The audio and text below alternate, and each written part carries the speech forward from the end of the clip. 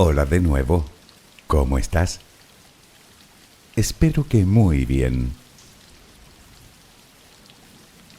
Como seguramente sabes, una de las materias que más me piden en las sugerencias es la astronomía. Sin embargo, lo curioso es que no suelen solicitarme ningún tema en concreto. Simplemente quieren que les hable de algo relacionado con el universo. Afortunadamente el cosmos da mucho de sí y aún nos quedan bastantes cosas de las que hablar. Y una de ellas es la que nos ocupa hoy, los cuásares. Probablemente habrás oído hablar de ellos, o al menos te sonará el nombre, cuásar. El nombre proviene del acrónimo de fuente cuasiestelar, y puede que su nombre lo sugiera, pero no tiene nada que ver con una estrella, sino más bien con inmensos agujeros negros, muchísimo mayores que el que se aloja en el centro de nuestra Vía Láctea.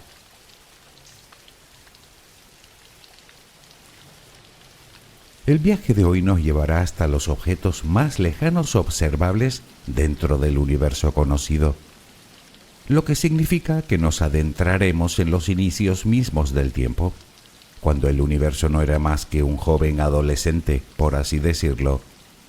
Además, aunque hablemos de agujeros negros, llamados así porque ni la luz logra escapar de su campo de atracción, resulta que son los cuerpos más luminosos que se conocen. Fueron descubiertos hace cerca de 70 años y aún hoy se desconocen muchas cosas de estos enigmáticos objetos. Tanto es así que ha obligado a los científicos a replantearse la propia formación de los agujeros negros. Hasta hace relativamente poco se pensaba que estos cuerpos tan masivos se formaban por el colapso gravitatorio de enormes estrellas cuando agotaban su combustible, pero recientes descubrimientos han hecho pensar a los investigadores que tal vez no todos se formarán de la misma manera. ¿Pero qué es exactamente un cuásar? ¿Por qué están tan lejos? ¿Cuántos hay? ¿Por qué brillan tanto? ¿Cómo se formaron? Para dar respuesta a todas estas cuestiones, creo que lo mejor es empezar por el principio. Déjame acompañarte en tu viaje al sueño y hablaremos de este fascinante tema. Relajemos primero cuerpo y mente. Busca la posición que te resulte más cómoda para dormir, con la que te sientas más a gusto. Recuerda que siempre puedes colocarte boca arriba, con los brazos a los costados y con las piernas ligeramente separadas. Cierra los ojos si aún no lo has hecho. Intenta que los párpados estén lo más relajados posible. Toma aire profundamente por la nariz. Reténlo un par de segundos y suéltalo lentamente. Lo hacemos otra vez, pero en esta ocasión con la respiración abdominal. Inspira, reténlo, suelta. Nota cómo el abdomen sube y baja mientras que tu pecho permanece inmóvil.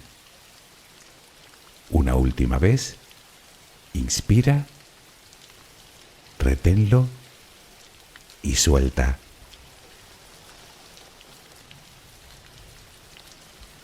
Ahora intenta visualizar el aire que inhalas como si fuera luz. Con cada inspiración entra un poco de luz en tu interior y con cada exhalación sale todo lo que intoxica tu vida, todo lo que contamina tu mente y tu espíritu. Inhalas luz, exhalas malos pensamientos, preocupaciones, estrés, ansiedad. Cada vez tu cuerpo se va inundando más y más de esa luz, blanca, serena, purificadora. Poco a poco cada rincón de tu interior se va iluminando hasta que te conviertes en luz. Todo tu cuerpo es luz.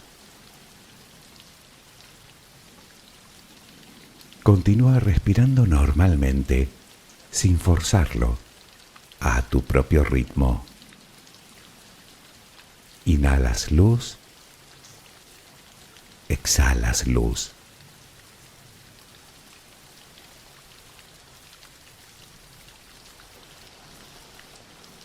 Ahora comenzaremos a relajar todo nuestro cuerpo. Empezamos por los pies. Nota cómo se relajan. El pie derecho, el pie izquierdo.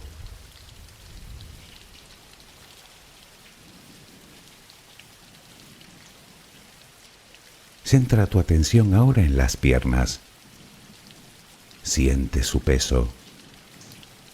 Tobillos, pantorrillas, muslos. Nota cómo se relajan. Pierna derecha, pierna izquierda. Ambas quedan completamente relajadas.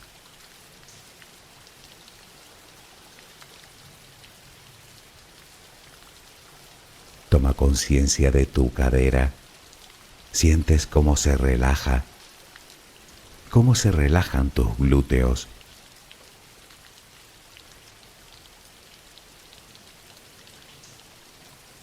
Piensa ahora en tu abdomen, que sigue balanceándose con cada respiración. Nota cómo se relaja también.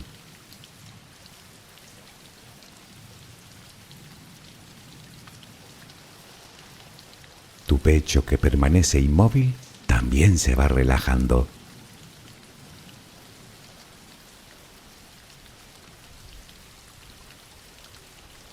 Siente ahora tu espalda.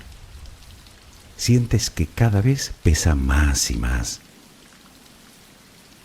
Desde la cadera hasta el cuello, todos los músculos de la espalda quedan completamente relajados. Notas como ya no hay tensión en ella.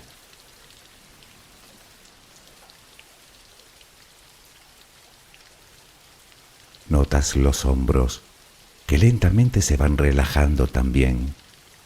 Nota cómo caen.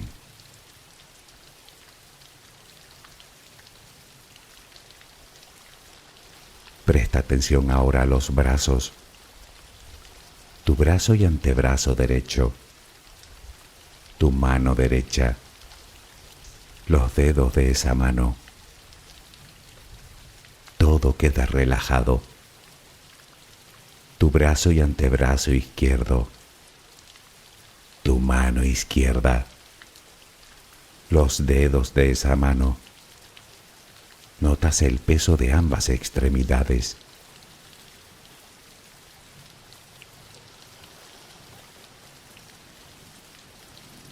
Dirigimos ahora nuestra atención al cuello. Visualízalo. Notas cómo los músculos se van relajando también.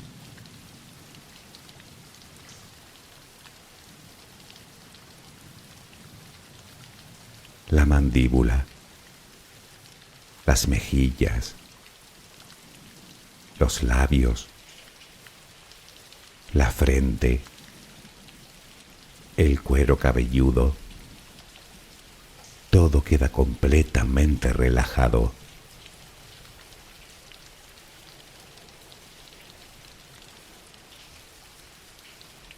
Sigue respirando, lenta y serenamente. Con cada respiración sientes como tu cuerpo se va relajando más y más.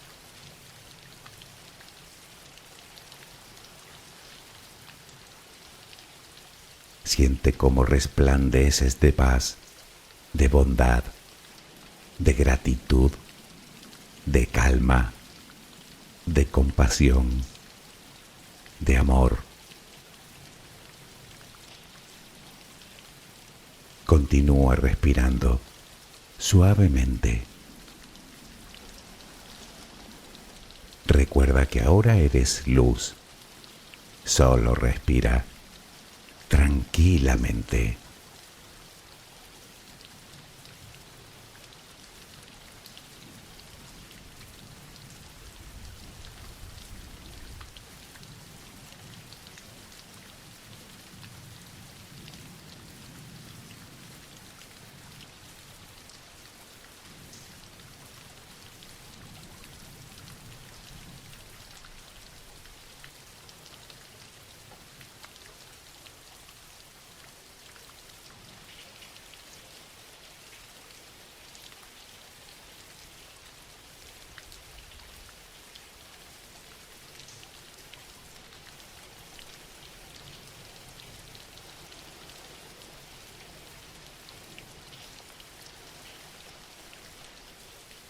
En la década de los años 50 del pasado siglo, los científicos, por medio de radiotelescopios, captaron fuentes de radio que llegaban del espacio y que en principio no correspondían a ningún objeto visible, o al menos que ellos pudieran ver.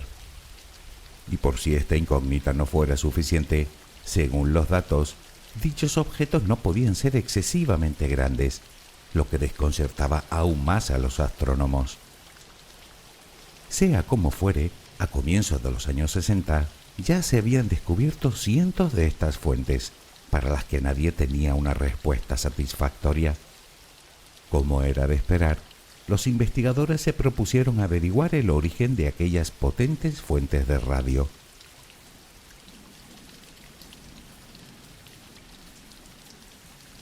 Apenas unos meses después, por medio de telescopios ópticos y de muy largas exposiciones, hablamos de días y días apuntando los instrumentos hacia el mismo lugar, los astrónomos por fin pudieron vincular una de aquellas fuentes con un objeto.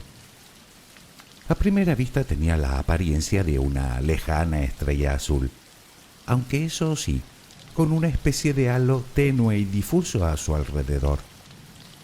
Además, las líneas de emisión no se correspondían a una estrella de este tipo. O dicho de otra manera, las energías implicadas en aquel objeto excedían con creces todos los procesos conocidos, incluyendo el que llevan a cabo las propias estrellas. Me refiero a la fusión nuclear. Precisamente debido a su parecido físico con una estrella, se le asignó el nombre de fuente cuasiestelar. Sin embargo, a tenor de los datos, y aunque lo pareciera, una estrella azul no podía ser. Pero entonces, ¿qué otra cosa podía estar emitiendo tal cantidad de energía?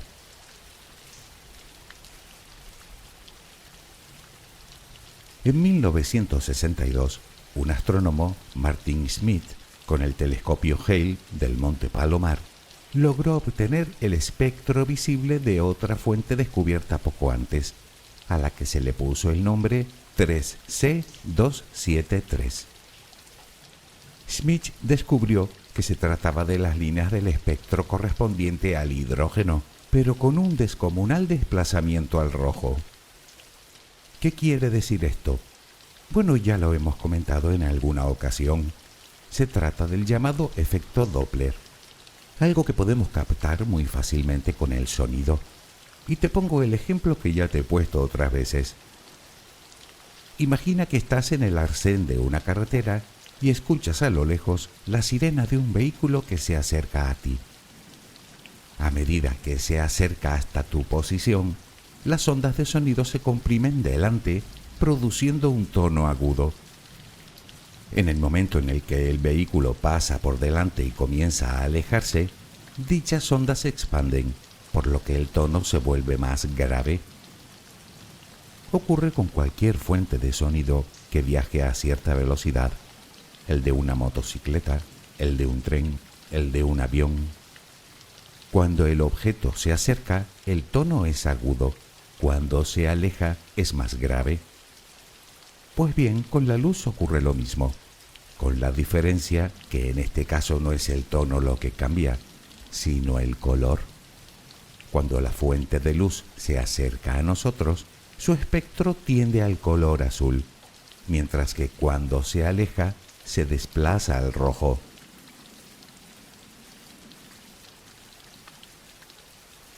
Lo que Smith, estudiando el espectro visible de aquel objeto, descubrió es que se alejaba de nosotros a una velocidad de nada menos que 47.000 kilómetros por segundo, o dicho de otra manera, a más del 15% de la velocidad de la luz. Hablamos de una velocidad enorme. En su momento se postularon varias teorías que pudieran explicar este fenómeno, que iban desde muros gravitacionales hasta algún extraño tipo de antimateria. Pero al poco los investigadores llegaron a una respuesta irrefutable. El objeto 3C273 debe encontrarse a una distancia enorme de nosotros. Y tiene todo el sentido. Entre más lejos está un objeto en el espacio, a mayor velocidad se aleja, debido a la propia expansión del universo. Hoy sabemos que este cuásar en particular se halla a unos 2.200 millones de años luz del sistema solar.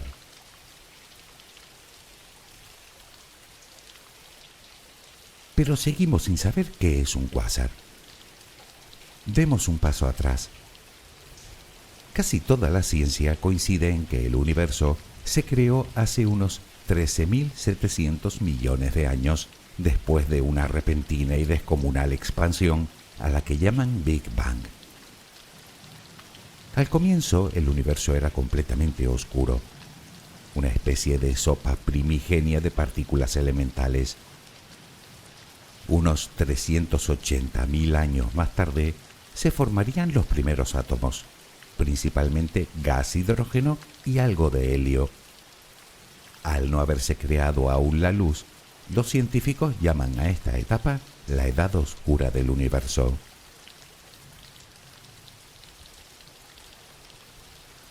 En aquellos primeros estadios, la temperatura no era uniforme.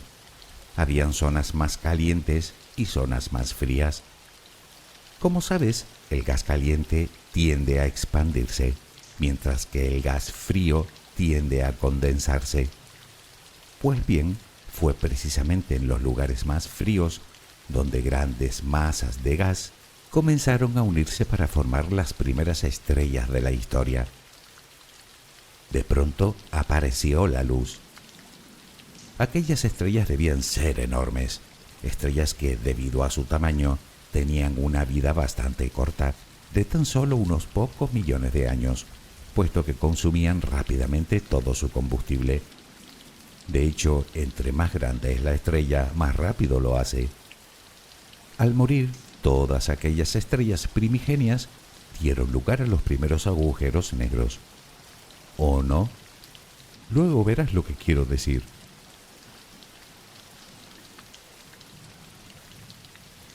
En unos pocos cientos de millones de años, por efecto de la gravedad, toda la materia comenzó a distribuirse alrededor de aquellos primeros agujeros negros, dando lugar a las primeras galaxias.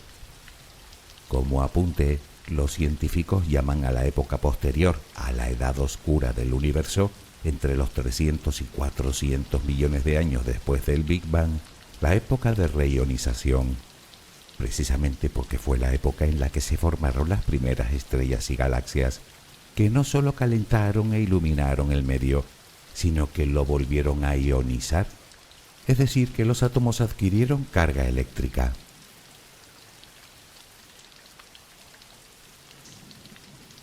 Pero volvamos a nuestra historia. Claro que si algo había en esos momentos que abundaba más que nada en el universo, era hidrógeno.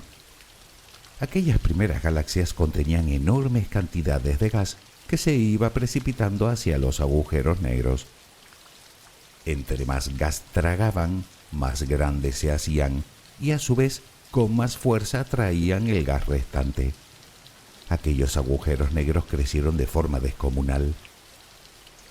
Para hacernos una idea, Sagitario A estrella, el agujero negro de nuestra Vía Láctea, tiene la masa de unos 4 millones de soles, pues aquellos tenían cientos de millones de masas solares, incluso más, adquiriendo tamaños de cierta consideración para tratarse de un agujero negro. Un cuásar de tamaño medio puede tener unos pocos días luz de diámetro, unos 100.000 millones de kilómetros. Los mayores llegan a varias semanas luz. Sin embargo, y aunque parezca grande, hablamos de un espacio diminuto si lo comparamos a las dimensiones de una galaxia.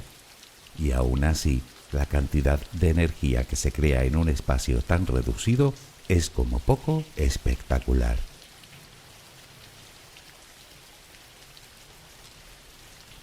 Aquellos gigantescos agujeros negros eran capaces de engullir de media el gas equivalente a unos 10 soles como el nuestro en un año, aunque los más brillantes podrían consumir hasta 1000. Obviamente, cuanto más grande es el agujero negro, mayor y más potente será su campo gravitatorio. Así que toda esa materia, al precipitarse en él a velocidades relativistas, es decir, a velocidades próximas a la de la luz, colisiona violentamente y esa fricción genera cantidades inmensas de energía en todos los rangos del espectro electromagnético: ondas de radio, rayos X, rayos gamma, luz ultravioleta y por supuesto luz visible. Bien, eso es un cuásar. Se trata de un agujero negro supermasivo rodeado de abundante gas y polvo en el centro de una galaxia activa. Toda esa materia forma a su alrededor un disco de acreción del que se desprende una cantidad de energía equivalente a la de billones con B de soles como el nuestro, y tal cantidad de luz que de hecho es capaz de eclipsar con creces la luz emitida por toda una galaxia.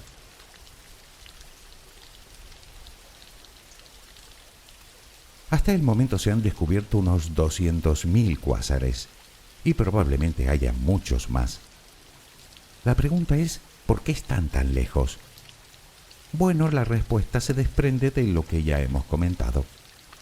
Una vez que el agujero negro engulle todo el gas y el polvo que tiene a su alrededor, pasa a un estado de inactividad. Digamos que todos los cuásares son agujeros negros, pero no todos los agujeros negros son cuásares, como el de nuestra galaxia, sin ir más lejos, que ya no tiene gas a su alrededor, por lo que simplemente no lo podemos ver, salvo que se trague algo que fortuitamente atraviese su horizonte de sucesos, como un asteroide, por ejemplo, algo que ya ha sucedido anteriormente. En ese caso, suelta una potente ráfaga de energía y luego vuelve a su estado latente.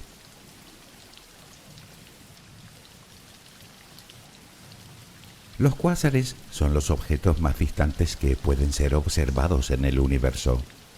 Como comentamos antes, C3273 se encuentra a unos 2.200 millones de años luz de nosotros, y a este lo podemos considerar cercano si lo comparamos a otros que han sido descubiertos. El más cercano visto hasta el momento se encuentra a unos 780.000 años luz de nosotros, pero el más lejano a unos 13.030 millones de años luz.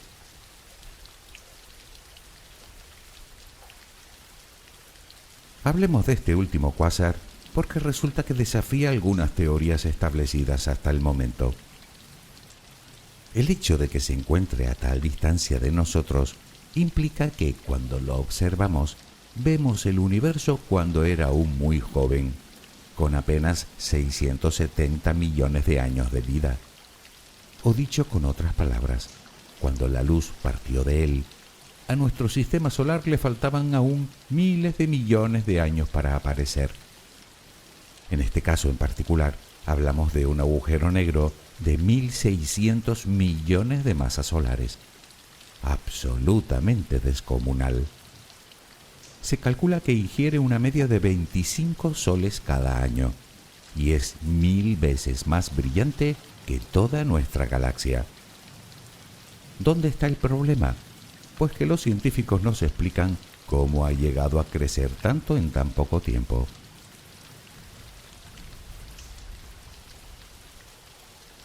Resulta que la existencia de este objeto tan masivo requiere partir de un agujero negro semilla o un agujero negro inicial de unas 10.000 masas solares y, según los cálculos, tendría que haberse creado solo 100 millones de años después del Big Bang. Si tenemos en cuenta que las primeras estrellas tardaron bastante más en crearse, nos encontramos con que este dato no casa en absoluto con los modelos cosmológicos actuales.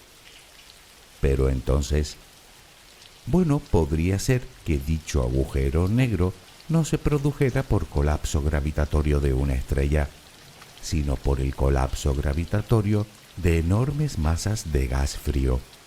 Digamos que pudo haberse formado sin haber creado antes una estrella. Dicho con otras palabras, puede que incluso antes de haberse creado las primeras estrellas ya existieran los agujeros negros.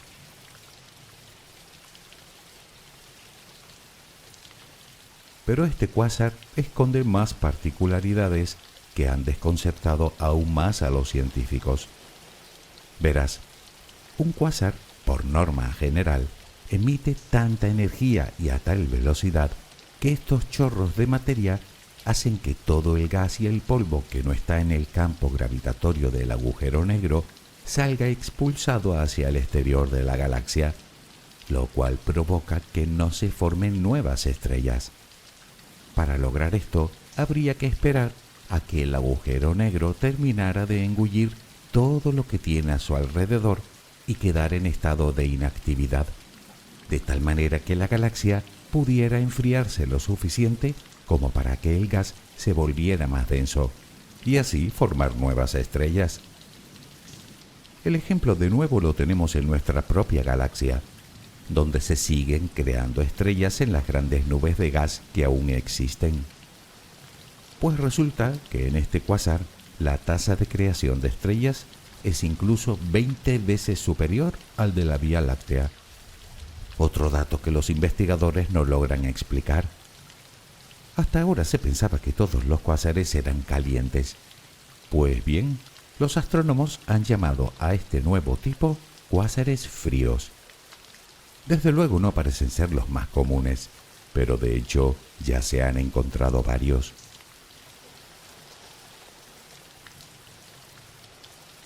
Hemos visto lo que son los cuásares. Lo que aún no está del todo claro es cómo se forman exactamente. Hasta hace relativamente poco se pensaba que era el producto de una galaxia muy joven, con una gran cantidad de gas y polvo primigenio. Sin embargo, recientes observaciones parecen apuntar a que esa es solo una posibilidad. La otra es que los mayores de todos podrían haberse formado por la colisión de varias galaxias. Dicha colisión haría que sus agujeros negros se unieran, creando agujeros negros aún mayores y a la vez aumentando exponencialmente la cantidad de materia que consumen, pues todo el gas y el polvo terminaría precipitándose en el centro mismo de la nueva galaxia. Esto podría explicar cómo existen cuásares tan antiguos y con tantísima masa. No obstante, no es una explicación que convenza a todo el mundo. Al fin y al cabo, 1.600 millones de masas solares son muchos soles.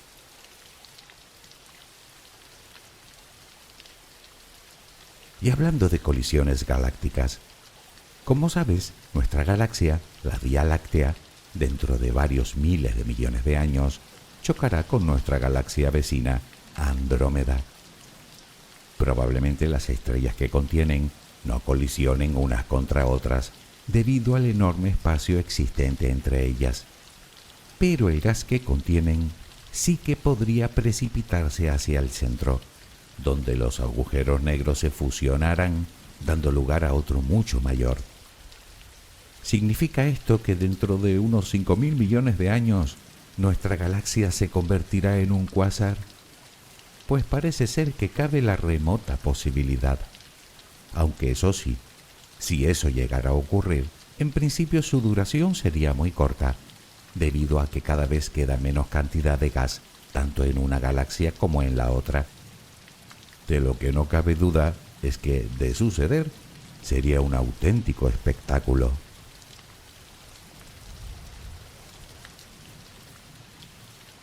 No obstante, si eso llegara a pasar, con toda seguridad ya no quedará nadie aquí para verlo.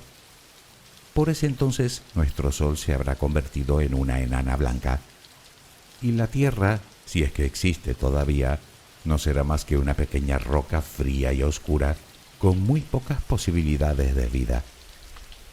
Y en cuanto a nosotros, si no nos hemos extinguido, habremos evolucionado. Tal vez nuestros descendientes puedan verlo desde otros lejanos lugares, quizá desde otras galaxias. ¿Quién sabe cómo seremos y de lo que seremos capaces dentro de 5.000 millones de años? La verdad es que cuesta imaginarlo, ¿verdad? En fin, de momento estamos aquí, al cobijo de nuestro precioso planeta. Que sepamos el lugar más maravilloso de todo el universo conocido. Espero que mañana tengas una maravillosa jornada. Que descanses. Buenas noches.